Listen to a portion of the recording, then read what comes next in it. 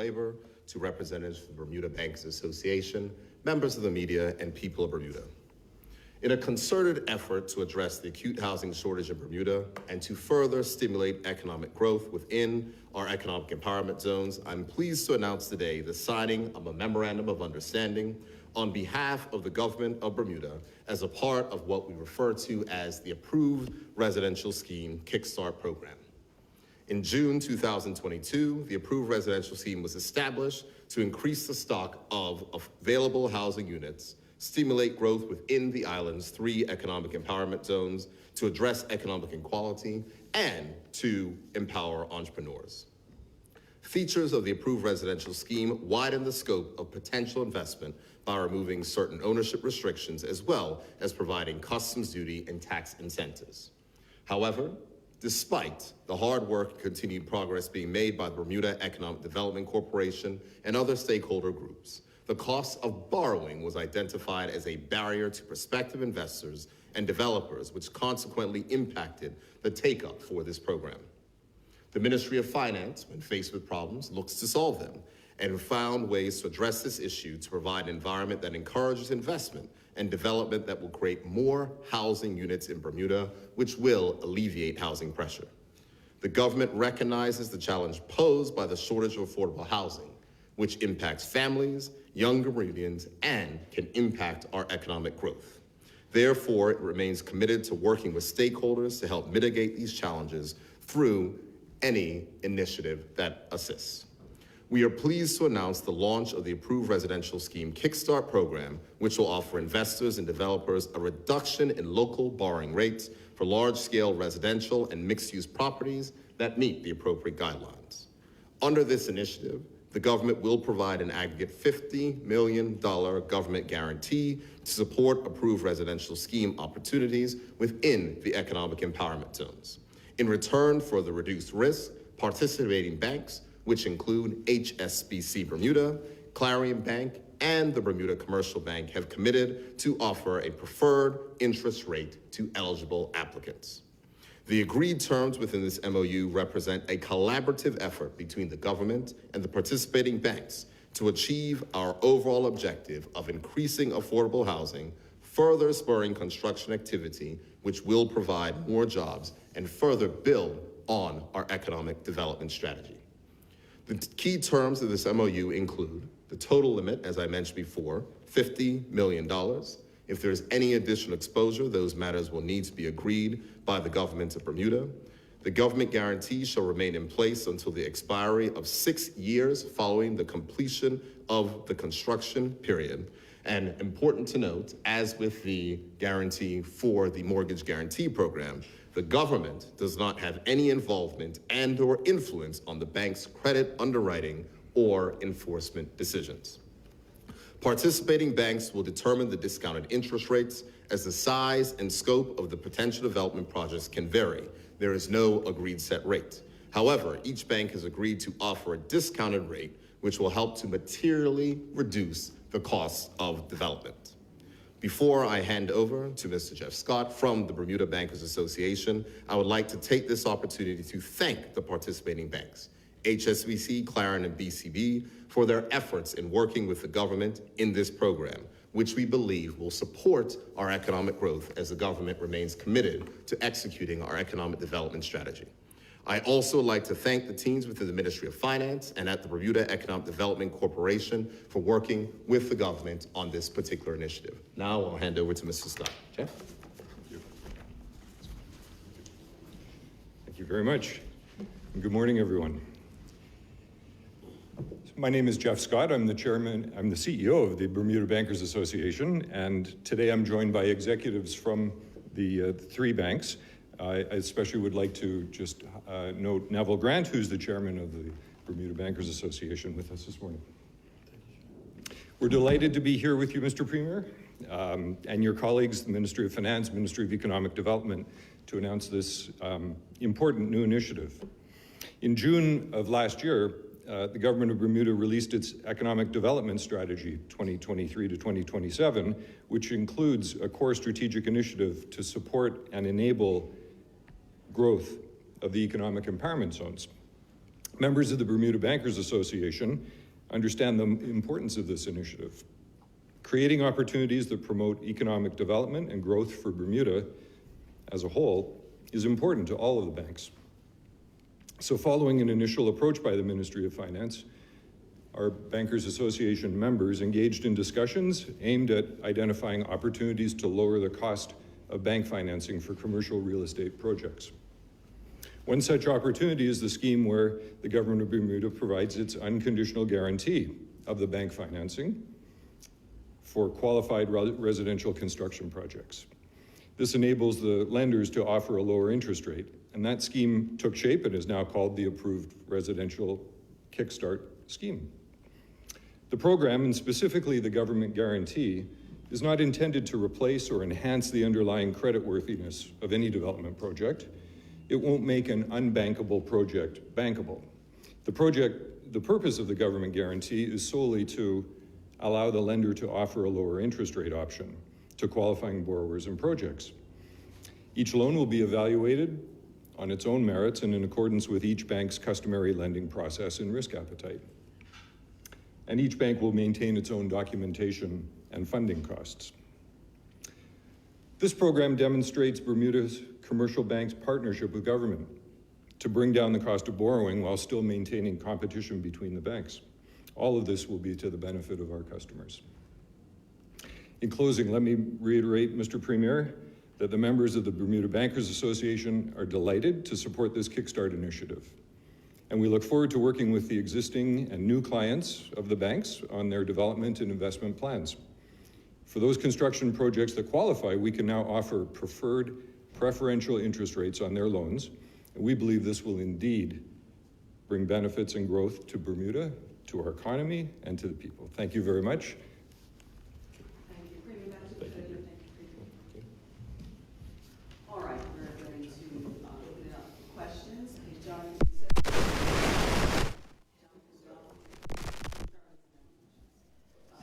Jonathan Bell from the World Center. Morning, everyone. Thanks for having us. Just following on a bit outside my territory with this. So, say I'm one of these prospective people that wants to do a housing development. Can you run me through how I qualify for it? I'm going to start with that. Sure. So there are already in the government's approved residential scheme, there are already qualifying qualifications that are required. Individual projects can be brought directly to the banks, and those will then be viewed on a project by project basis. So the key qualifying criteria are that these are intended to be loans to finance new construction, renovations and enhancements to existing buildings, but in all cases for residential home or unit development. I hear MOU on one side. That definitely means that it's a concrete scheme. This is something that will go ahead. It's something that has been negotiated and is now completed. Yes, it has been signed and executed. Yeah. My other questions are finance related, but not pertaining to this. I just have, I've got 4 of them. Maybe for you, sir, if that's okay. What are they in reference to, Jonathan? One of them is a gaming commission query, and one has to do with the last year's budget. There was something that came up in it that we wanted to check up on. Happy to answer those afterwards, certainly. Yeah, Want to make sure that Wait, we yeah, focus yeah, on the yeah. bank. Cool. Fine, so Jasmine, bring me back to the podium. Jasmine, do you have any questions regarding this particular issue? Yes, thank you all for your time. Just out of interest, with the Morgan's Point project due to come online, is there any room or scope for this scheme to be applied to other projects that are currently in works? Well, I'm not sure if it's scope for others. I mean, the MOU is very specific. It's been negotiated for a while, so there's not a view to expand it. The Morgan's Point project, of course, it is a government-owned company that is going to be executing that. And as I said during my budget statement, there is not any expectation that there will be further need of expenditure from government coffers. Taxpayers had to cough up this amount due to the guarantee that was called. So that is a separate project. What we're doing here is, you know, the Minister of Economy and Labor launched the approved residential schemes a few years ago, though there has been interest, one of the impediments in a rising interest rate environment has been the cost of financing. And as I said, we look to solve problems in the Ministry of Finance. And this was an idea that came up by MP Joshe Adams, who said this is something that we can look at. He also serves as chairman of the BDC. And we said that we'll work with Bermuda Banks Association. We came to the Bermuda Banks Association. They're willing to do so. And we're happy for the partnership. As a note, we meet with the Bermuda Banks Association on a quarterly basis in the Ministry of Finance. So the relationship, though challenging at times, as we have different interests, it remains strong. And this is an example of a collaborative partnership between the government of Bermuda and the Bermuda Bankers Association. I think it would be amiss if I didn't bring up Fairmount Southampton, which we know has had some financing, I wouldn't say difficulties, but is it something that you would promote to those investors that to help them in sealing the deal? Well, no, I think that this is something completely different. That has its own matters, a guarantee that has been debated in Parliament, et cetera. So that is particularly different. On this particular aspect, we know that there are persons who are interested in developing residential developments in our economic empowerment zones. It's something that we want to make sure that happens. But the challenge in all matters with escalating costs are the costs of interest can be significant. And so in this case, if you're talking about a reduction of the interest rate, it makes it more affordable and possibly able to be banked so that it all comes together so the construction can actually start. We know that we need additional housing. The Minister's Economic Development Strategy calls for an increase in 8,000 jobs in the country. We're on our way with 1,000 jobs being added last year, but we need to continue to accelerate. As there are more jobs, there are going to be the need for there to be additional housing, and we want to make sure that we can do everything necessary to provide for that, so that whether that's Bermudians that are returning back home who may not want to live at home can have a new place to live, or other persons who may have the more housing units that there are, supply wherever it is in the high end, medium end, or low end helps the overall housing market, and we want to make sure that we stabilize housing prices. Is there a cap on the number of residential homes that can be built that the island can sustain in terms of the environment? I'm not entirely certain if there's a cap. We want to, I think the City of Hamilton plan, which is out for draft right now, speaks about the need to have more developments in the City of Hamilton. If you look at the infrastructure works that are taking place throughout the country, whether we're putting in water lines, sewage lines, putting power lines underground, and those things, it's to make sure that we can have a higher capacity of persons that are living and working in the City of Hamilton. Great. Jasmine, that concludes your questions. Thank you very much. Premier, did you want to ask any further questions?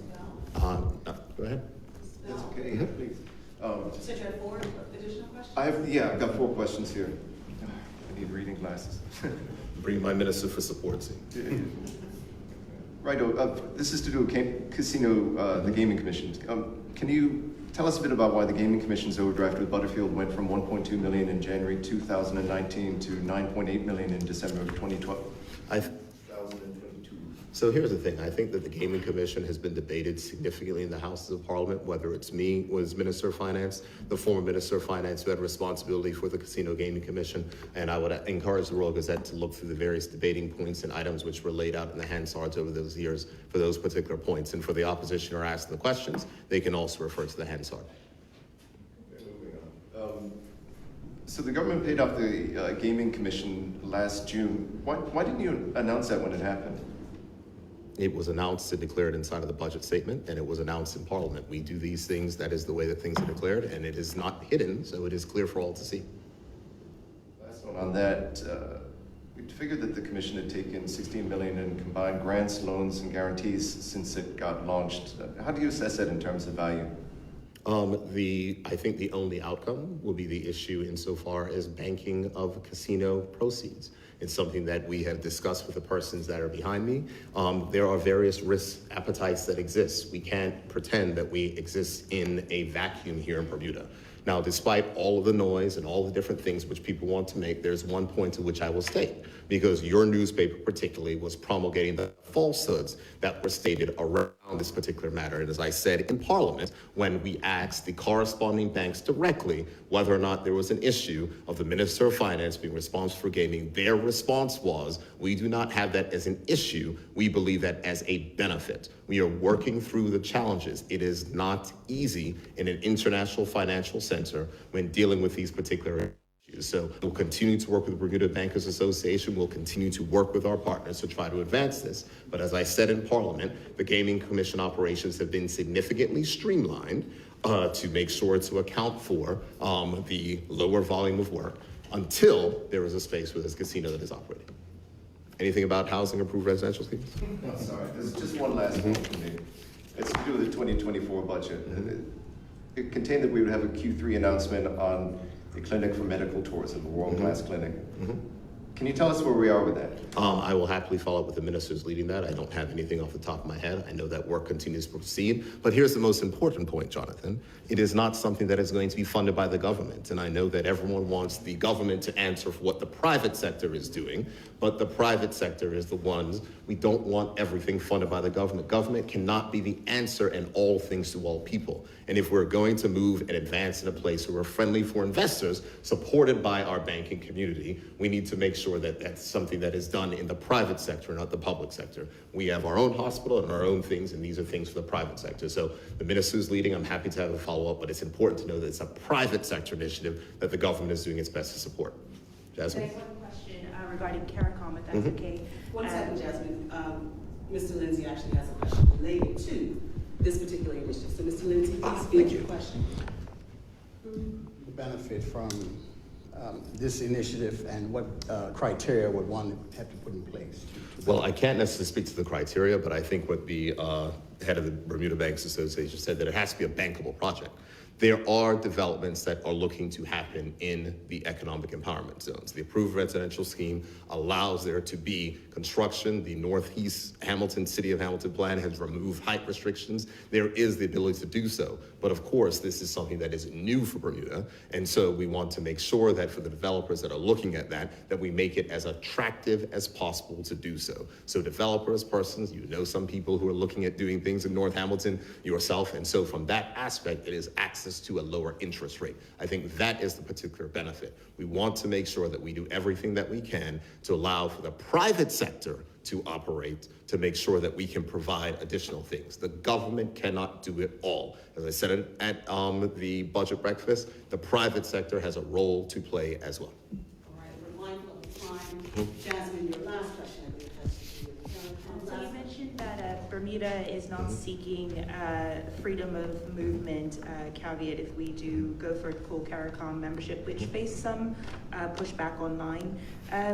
What do you think of that discussion in terms of our ability not to participate in that aspect? Well, I can't necessarily speak to feedback online. I deal with the feedback that I get from the leaders of CARICOM, who completely understand Bermuda's position. It's not unusual, as the Deputy Premier said. There are many full members of CARICOM that do not participate in freedom of movement. So that is how we are going to approach the situation.